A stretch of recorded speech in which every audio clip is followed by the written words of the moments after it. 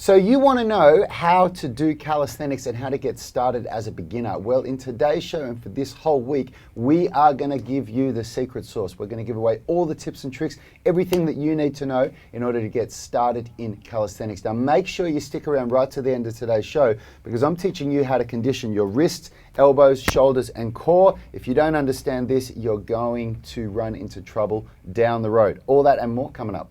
We are the gym that teaches people how to move instead of just exercise because we believe that health is about performance, not just body image. Hey everyone, in case we haven't met, my name's Rad Burmeister. I'm the co-founder of Unity Gym and the co-creator of the UMS, the Unified Movement System, where we teach you how to become superhumans. And the way that we get such astonishing results with our members is that we've created a program that has a balance between strength and flexibility. If you want to know how we do that, then you can get started by downloading the Flexibility Blueprint. It's a free download. There's a link in the description. As always, I'm joined by Phil White, our resident physiotherapist. How you doing, Phil? Very well, very well. It's December now, so I'm just going to let my beard grow out a bit. The mustache for Movember is going to come to an end, and I just didn't want to shave it all off in case like a 12-year-old like you would say with the clean Yeah, I was look. just looking at myself on the screen. We've got a computer down here, which is why we're always looking down to see who's commenting and everything. And looking at myself, I look so much younger because I've got a grey beard now. I'm 41 years old. So, I'm like, whoa, I got to shave more. I can take 10 years off my average age. No, right. I'm excited about this week, but apprehensive because I don't do too much calisthenics. It's pretty new to me, so it's going to be interesting trying stuff out. Yeah. Your idea, man. You've thrown yourself on the on the hot plate here. I mean, one thing I do love is like after playing the same sport for 11 years quite competitively, I just love trying out new stuff and really sucking at things because I just love that experience of like tangible improvement each time I start something, starting something new. So I think it'll be a good little challenge to learn something from. Yeah, for sure. I mean, the whole idea of this week is, Phil, we were coming up with ideas. What can we do when Yanni's away? Because tomorrow is Yanni's last day before he goes away to Europe for a month, which is why he's not on the show right now. He's getting all his affairs into order. And Phil was like, we should do a week on how to teach a total beginner calisthenics. So it's a really cool idea, Phil, and I think we're going to do some good stuff. Yeah, we can show some progressions, maybe get, Richie doing some progressions and maybe showing some advanced ones. So I think it'd be good for everyone, for the coaches out there who are training new people. I think this is really good how to get started and to get started safely because calisthenics is it's bloody challenging and injuries are super common if you don't take the right approach. So we'll be running through the best way to get started. Yeah. I mean, with all of the training and everything that I've done in my life, once I started learning how to do calisthenics, I started getting injured because it's a kind of thing where. There's not a lot of people that are teaching it properly. There's not a lot of people that are teaching a progressive approach. I certainly couldn't find them when I started. And it's kind of just to watch some videos and piece it together and figure out how you can make it work. And just inherently it is more challenging. It takes a lot more thought and knowledge about exercise progressions to do that real progressive overload approach, which is why for our total body workout last week, I was talking about how we use barbells and dumbbells in that situation because it is much easier to gradually increase and work at the correct intensity. Whereas calisthenics, you see someone on YouTube doing a pretty advanced move and you're like, well, to do that move, I guess I just have to keep trying that move and that's going to be over your capacity and therefore lead to some issues. So this is about how to build up your capacity so that when you apply a load, you stay under that threshold without getting injured. So which is a really important thing to understand because with my pursuit of calisthenics, first big injury was golfer's elbow on the inside here, so tendinopathy on the forearm flexors. Second big injury was tennis elbow, so it just went from one side to the other. And then third big injury was a slap tear in my shoulder. And luckily for me, I've got access to an amazing physiotherapist here, and I'm extremely devoted to being the best that I can be. And I do my training, and I also have a lot of knowledge myself on how to train. So I've been able to overcome those injuries, but for a lot of people, they're real, stop you in your tracks. Now, before we get out on the gym floor, because we're going to spend a lot of time out there today, I want to just say that I am absolutely bubbling with excitement because we have only just recently started doing workshops at Unity Gym. Yanni and I felt that our facility is finally at a point where we can look at it and go, this is definitely a world-class facility, and we can start getting some cool coaches in. And we started with Kyle Weiger. If you haven't seen that episode, scroll back and have a look. We did a daily show with Kyle Weiger, who's a hand balancing expert, talking about handstands. And next year we're finalising the date, but my flexibility and mobility coach, Joachim Hilderson from Belgium, he's coming over to do a workshop. And we were talking about how cool it would be to get two of our heroes from calisthenics, Daniel Vadnal from Fitness FAQs, and Simon, not sure his last name, who is known as Cy Monster. Last name Monster? Last name Monster. How cool it would be to get them on the show. And guess what? Only an hour and a half ago, Daniel called us up and asked to book in to kick off their Australian tour next year in March. So we're not going to release the dates yet or anything because we haven't finalised the details, but I can't tell you how excited I am about that because those guys are absolute weapons, and they're the guys that are our heroes for calisthenics. So it's pretty cool. All right, let's get out on the gym floor, and we are going to show you. Oh, and if you haven't already, if you're watching the show, please hit that like button, show us some love, comment with your name and where you're watching and from, let us so know we can if give you a you've shout tried out. calisthenics before and how you've gone with it when you started out. Yeah, that's right. The question of the day is, have you been learning calisthenics, and what's your sticking point? What can't you get past? What's stopping you from getting there? So what we're going to talk about is the three areas of the body that you really need to condition for calisthenics. We're not going to cover legs at all in this series because, in all honesty, I don't think calisthenics is very good for developing legs. I think it's far inferior to weightlifting. And so although some of the calisthenics moves that you can do for developing legs we include in the UMS. It's honestly, it's like a little party trick things that we do every now and then compared to just squatting and deadlifting and things like that. So we're going to focus on the upper body calisthenics movements. And first thing we're going to do is strengthening the wrist. I'm not going to go through a warm-up at all. We're going to talk about how to strengthen the wrist, okay? So there's three main things that we do. The first one is the first knuckle push-up. So Phil, come down, and what we're going to do is have a look at my elbows. We're going to bring the elbows in like that. So the elbows are going to, what would that be? That would be supinating the forearm, or just turning the elbow inward like this to try and get the pit of the elbow facing forward. And then from here, we're going to lift the thumb off the ground, load up with some weight, and try and come up on the first knuckles and then down slowly. And have a look at this. Let's have a look at how Phil stands up to my conditioning with this. So what I'm going to show you is what took me 6 months of very dedicated work to be able to do, which is to do it on my feet. So Richie, make sure you can get my whole body here. So I'm going to turn my elbows in, thumb off the ground, come up on my feet, and I'm coming up, and pay close attention to what's going on in my elbow. Take note that my elbow does not go like this when I come up, and then come down. Yeah. Phil, let's see how you go when you go on your feet. Yep. Right. Try it. Give it a try. No, nothing's happening. Try it as hard as you can. Yep, nothing is happening. So that's Phil's best effort. And I can tell you right now, when I started this calisthenics journey a couple of years ago, that was a dream for me. I couldn't even come close to it. Yeah. And what I had to do was 3 sets of this circuit that I'm going to show you 3 times a week for 10 reps each for 6 months. And by doing that, my body's gone through permanent adaptation. We spoke about last week about how long it takes, how much work you have to do to maintain the strength you've developed. I don't do this anymore at all, except for a few reps here and there when I do my warm-up, and that's it, and I'm still able to maintain my strength. Next, we're going to move on to wrist pushes. So lastly, I'll just say a couple of pointers. Index finger faces forward. Index fingers are shoulder width apart. Fingers are splayed. And your elbows must face forward with the thumb off the ground. Very, very challenging. Next, we're going to do... So maybe for those who can't even get one from here, I guess a way you can make it easier is lean back a little bit. You can. There is an even easier way, which what you can do is you can go up on one, up on the other, down on one, down on the other, and then you change. So left, right, left, right, right, left, right, left. And then of course you can even do eccentrics where you come up and then just put the weight over and then come down slowly, then up, down slowly. So there's lots of different ways you can play around with it. But of course, what Phil said is really true. For me to go from here to there is insanely harder. And in the same way, for me to go from here back to here is much harder. So I can go to a point where now, I can literally hold my body weight on 2 fingers now. I've got almost, but if I take my hands off, I'll still fall down. So there's a small amount of weight in my arms. And yeah. Now, am I thinking about anything with my shoulders in this position? Yes, you are. Our shoulders depressed. Shoulders Yeah, so you just want to avoid the scapular up here. shrugging. Yeah, and the only real reason why we do that is because, in all honesty, except for a handstand, there's really no calisthenics move that I can think of where you have the shoulders shrugged, and that's so easy for people to do. It's like that's the default that people do when they start failing, and there's so many reasons for that which we won't go into now. But so we always want to try to keep the scapula depressed.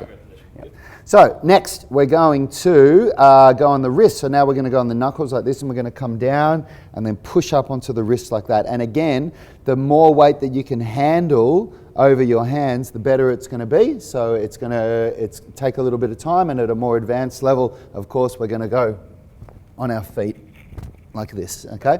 So that is a very high risk of injury for somebody that's a beginner, but in all the same ways that I just spoke about building up before, you use the same principles. Just make sure that when you come up, flat hands. Flat hands here on the wrist, and then when you come up, you like snap your hands together so you create a fast concentric movement like that. Yep, perfect. The next one we're going to do is fingertip push-ups. I've been told that people at a very high level can do this on their feet. I've never seen it before, and I certainly can't do it. But from here, we're just going to come up on the fingers, and then we go down slowly with as much weight as you can. Bend the elbows, pop the arms up on the fingers, down slowly. Yeah, right. Okay. So fingers together for this one. Yeah. Shoulders back. Yep.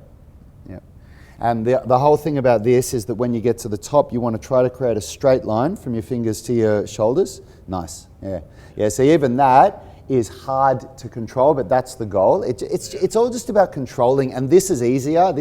Takes less control. So by coming up like that, you just learn to control your body. Yeah, that's right. And then the last one we're going to do is the wrist rocks. So from here, you rock forward, put as much weight on your first knuckle of the index finger, and then you rock back. But when you do this one, you don't actually come back because that takes weight off your wrists. So what you rather do is you just come back and down a little bit, forward, and then like that.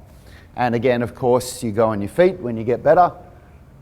So straight elbows? Yeah. When you go back, that's fine. But when you come forward, yeah. And when you come forward, you want to really come over here like this. Okay. Now, what we've basically done is we've just taken the wrist through all of its main movement that it can do. You've got to remember that supination and pronation is not actually a wrist movement. That's an elbow movement. That's something that's occurring in the elbow joint. The wrist itself, can only really do this. It doesn't rotate at the wrist. So what we've done is we've taken the wrist through all of its main movements under load to build up the tolerance. And you can have a look, put your left arm up.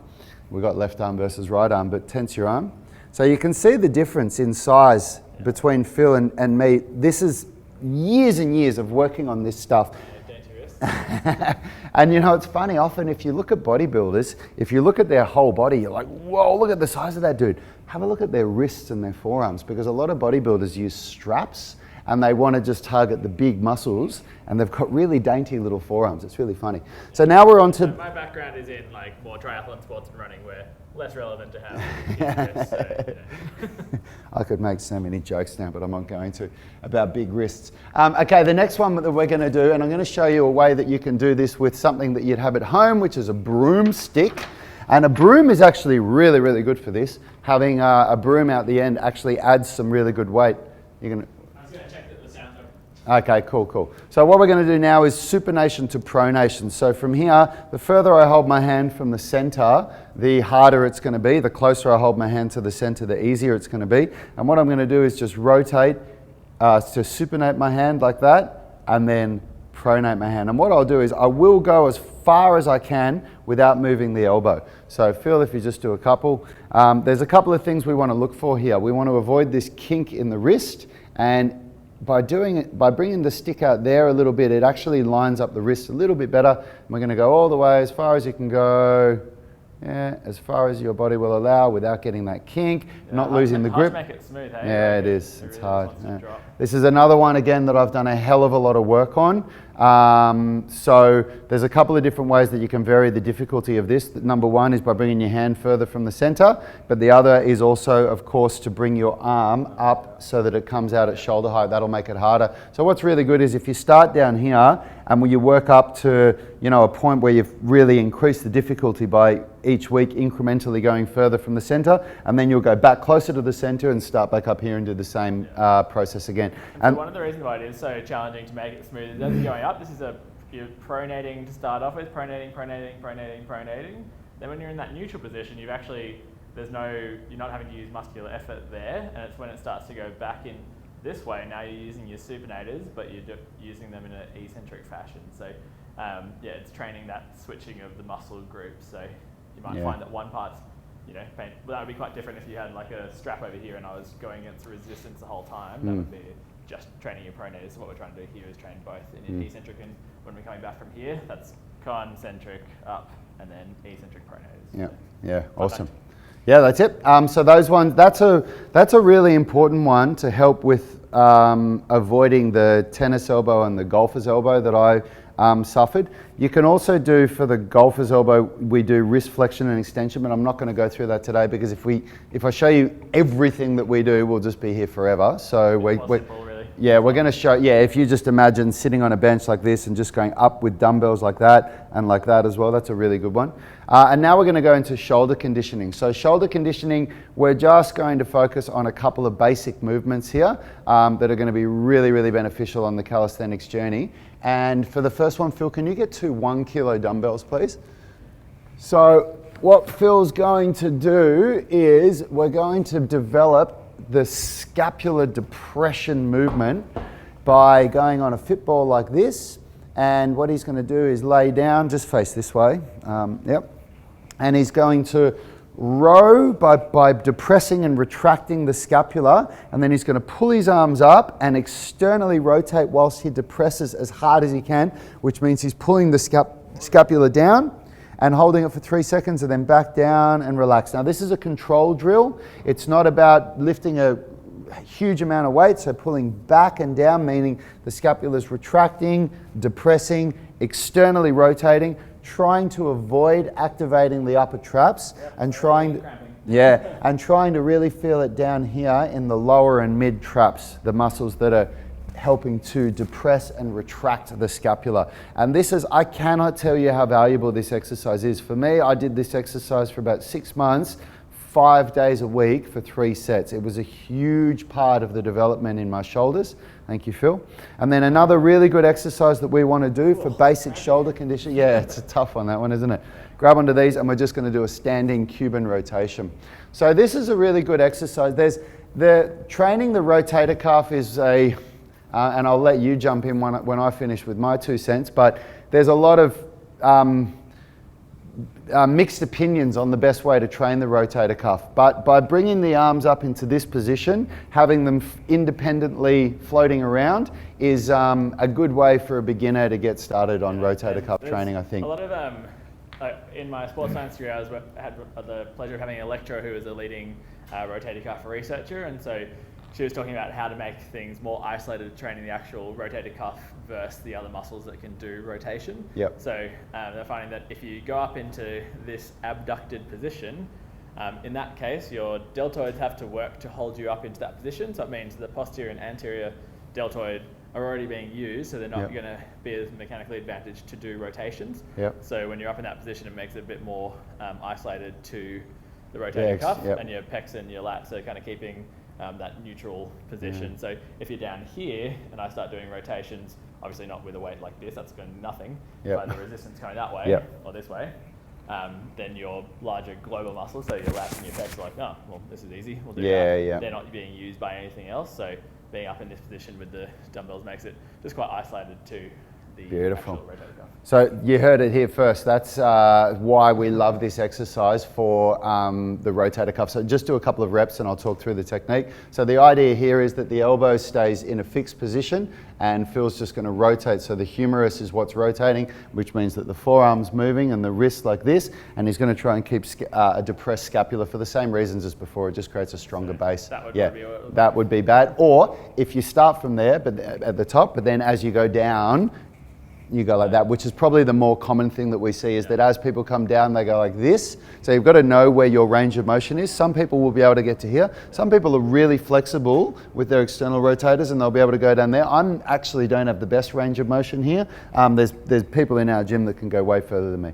So that's our basic shoulder conditioning, okay? These are 2 exercises, and those 2 ones you could do you reckon you can do that one daily as well, that rotator cuff one? Yeah, I mean, depending on your sort of background, if you've had issues before. Also, for a lot of people, even getting up into this position can be a bit challenging if you've got shoulders that aren't very happy. So, make sure you're seeing someone about that and working through things. And you're probably not going to be jumping straight into calisthenics if you're at that stage. But you can always start with rotations through range. So starting in this the least aggravating position for your rotator cuff, and then building out. I like to go sort of about a fist width, as the next progression, then 2 fists, and then 3 fists, then 4 fists, and then up to here. So building your strength through that range up to there. Beautiful, perfect. All right, now let's, with the last one, we're going to go through 2 exercises to strengthen the core. And not just the core, one of these is also going to help strengthen with the shoulders as well. So Phil, lay down on your back, grab onto this stick. The first one we're going to do is the back body line. So these 2 are absolutely brutal. If you see Phil squirming in pain, I can tell you now the pain is real. So hands about shoulder width apart. And we're going to lift the feet and the stick together. So the feet come up and so he's activating those abs. Now take note of this, point your toes, Phil. In this position, Phil could hold this for a while, but his abs are totally switched on. His lower back is firmly on the ground. I can't get my fingers under there, and his shoulder blades are up off the ground. Now what he's going to want to do is to slowly separate the hands and feet as much as he can without losing what's going on in his torso here. So keep going, and let's see when he starts to lose the posture, or you stop when you feel it. Okay, so that's enough. So the arms need to go down at the same rate as the legs. That's it. So you can look at him shaking there. This is full on work on the abs. Now you're going to hold this for up to 60 seconds. Okay, that's enough, Phil. You feeling that? Do you go down and then stop and pause? Hold it. The whole idea, it's not reps. And you don't even, as you get better, you don't even go down slowly like Phil did. The idea is that when you're at the top, it gives you, and no matter how long you've been doing this for, I still recommend coming together with your feet and hands at the start, because what it does is it just reminds the body of what you're actually trying to train, which is the abs. This is all about the abs here, and it's just leverage. The further away that when you're at the top here, as far as leverage goes on the abs, we're talking about how far away the foot is from the hip in a horizontal plane, not a vertical plane. And the further away that the foot and the hands are from the hip and shoulders, the more strain it's going to put on the abs. Like this demonstration here, no effort, but when it gets out to here, way more effort, exactly, because that becomes the leverage. So by starting like that, it just allows you to come down and get to that point where you go, oh, okay, if I go further than this, my back is going to start to arch and I'm going to not be able to contract my abs properly to hold this position. I found it a bit hard to tell when I lost it. Was there a certain... No, you were pretty good, okay, because you've done this. I know you've done this before, so this is so for you it would be more so how long can you hold it for? You know. So the things that would be lost is you'd get... It's exactly right. Yeah. So we see people doing this all the time. They look at everybody else and go, oh, that's how everybody else is doing it. But they're looking at people that are advanced students that have been doing it for ages. Yeah, and their back is arched, so there's a gap there. So I can literally get my hand under Phil's back there, and they're sitting there shaking, but you're not working the muscles that you need to be working. Now, the last one that we're going to do for today is called the front body line, and this one is an absolute bitch of an exercise. You're going to lay down on your stomach, and there's a lot of cues here, so I'm going to go through this the way we teach it. Phil, I know, has done this with us already, so he's not an absolute beginner. We'll see how he goes. So, first thing, I always like to start from the bottom, because the last thing that you do, and you only do this if you can do all of these other cues, is to lift the hands off the ground. So, first, feet squeezed together firmly, butt tense, posterior pelvic tilt. So now we actually want a gap under the stomach. Suck the stomach in. So now I should be able to get my fingers under here, but the pelvis pushed into the ground. And only if you can do all of that, so feet on the ground, feet together, bum tense, stomach sucked in. Now we lift the shoulders, the hands 1 inch off the ground. That's it. And keep the nose touching the ground at all times. Stomach sucked in, bum tense, feet together, arms off the ground 1 inch. And that is an absolute bitch to hold. Phil, jump up. Yeah. Even just 10 seconds like that is challenging enough. Yeah. So both of those, you want to aim for 3 sets of up to 60 seconds, and you're really tracking. Now, I can't emphasize to you how hard that is to actually get the hands off the ground. If you've got problems with shoulder flexion, that's not in your realm of practice yet. You'd first need to develop decent shoulder flexion. Because if you lift your shoulders and you lose the cues that are going on in your hips and your core, that is no good. Yeah, you can just feel like everything unraveling pretty quickly there. That is hard work. Is there an easier version of, like, I guess, to practice that posterior pelvic tilt? Are there a few other easier? Just doing it with your hands on the ground. Yeah. I mean, the whole idea of being on the ground is that you have this beautiful feedback where you can feel if you're doing it the right way or not. And it would be, the easier progression would be, do it maybe for 5 seconds, start to lose it, relax.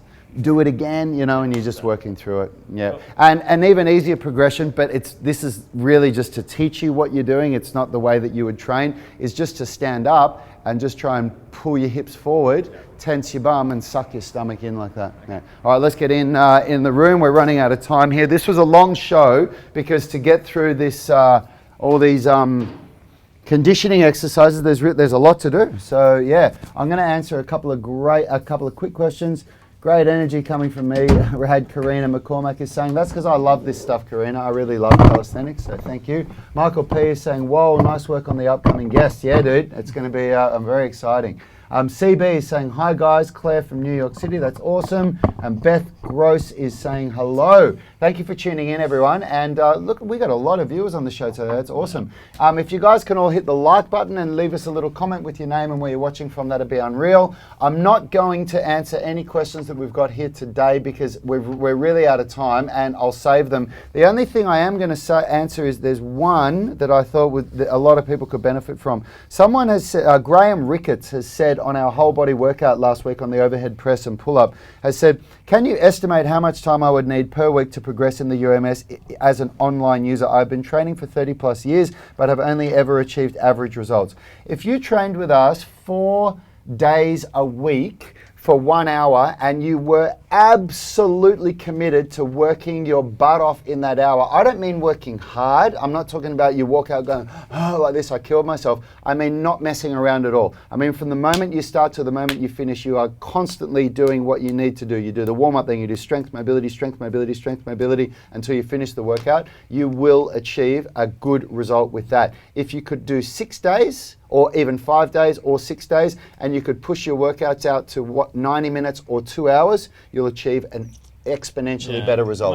My also point on that is track what you're doing as well. Like you can turn up and do the same thing every time and you won't get better because you're not doing progressive overload. So it's all about making sure that with each of the exercises, you're actually making it more challenging each week. And then within the UMS, it's, you've got your peak weeks and you've got your deload weeks. Like take them seriously, because if you don't deload properly, you're not going to be able to peak properly. So to get better, you need to do more, and it's really hard to tell if you're not tracking what you're doing. So you can see Rad, whenever he's doing his workout, has his laptop there and he's punching in numbers, and the results speak for themselves. Yeah, absolutely. Guys, I hope you enjoyed that show. What we're going to be doing for the rest of the week, we're going to teach you the 3 fundamental calisthenic skills that we do in the UMS, which is the handstand, the planche, and the front lever. As a beginner, we're going to teach you how to get started as a beginner. So tune in tomorrow.